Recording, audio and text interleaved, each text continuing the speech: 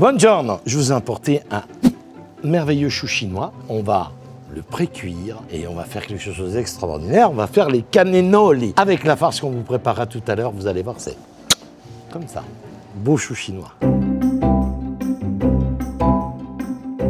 Pour faire une belle farce, il vous faut, on va commencer déjà par un bon persil plat, très parfumé, autre que le persil frisé. On a besoin d'un oignon jaune, pas d'oignon blanc, pas d'oignon rouge non plus. Quelques œufs, si possible quelques œufs bien frais. Ensuite, on a besoin de l'ail, ça parfume un peu plus, un peu de parmesan grana padano et on a besoin du pain que j'ai trempé, bien entendu, regardez, à cascade, comme on dit chez nous. Un peu de viande, alors ça c'est taillé dans la macreuse, voilà. Hein, et on aura besoin également de lobe de poulet. Voilà pour faire une belle farce. Pour hacher notre viande, bien sûr, on a besoin de Kitchen Chef. On commence à couper de très beaux morceaux ici, parce qu'il faut aider quand même. Ensuite, on va prendre un peu de lobe de volaille. Alors ça, c'est... Et on l'aide un peu. Génial. On le met en route et on commence à hacher. Voilà. Regardez. C'est magnifique. On continue. On met ces petits morceaux de lobe de volaille avec la viande de macreuse. Et voilà. Et on se calme un peu.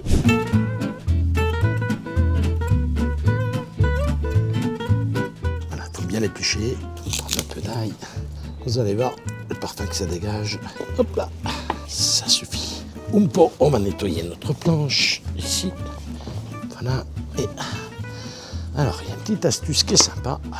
On va garder, bien sûr, même les tiges. Car dans la tige, il y a du parfum.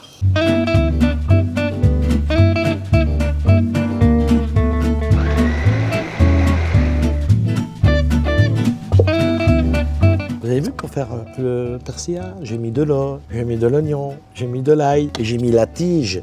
Mais du persil, il ne faut pas la jeter, c'est parfumé à l'intérieur. Si vous la jetez, je ne serais pas content. Pour faire notre farce, on commence par le pain que j'ai laissé tremper dans l'eau et ensuite que j'ai bien asséché. Et voilà, on ne jette rien, hein. Ok, c'est là. Ensuite, on y met notre farce. Il y a de la viande de volaille et de la viande de bœuf. Hein. Taillé dans la macreuse, comme je vous ai expliqué le pourquoi, c'est qu'il y a un peu de matière grasse dedans. On jette. On se fait un peu de place, on n'en met pas partout. Ici, tout à l'heure, j'avais préparé une farce qui est la même que tout à l'heure. Simplement, regardez, hop, on ne s'oublie pas. On jette. Vous avez vu, on monte à millefeuille là, de vaisselle sur le côté. On y met juste, regardez bien, le fond de votre poignée de parmesan grana padano. 2 petites pincées de sel, comme ça, pas plus. Ça suffit. Ici, on va y mettre le persil, l'ail, l'oignon que j'ai haché et une bonne cuillère comme ça suffit. Vous gardez le reste pour faire vos assaisonnements. Je vais recasser, j'avais 2 œufs. Ben, pour toute cette quantité, je vais en recasser encore 3. Ça sera mieux. Voilà, vous cassez directement. Vous faites attention de ne pas faire tomber quelques coquilles dedans. Voilà. Et 3. Et on va faire comme chez les Italiens. On a des mains, c'est pour s'en servir. Va bene?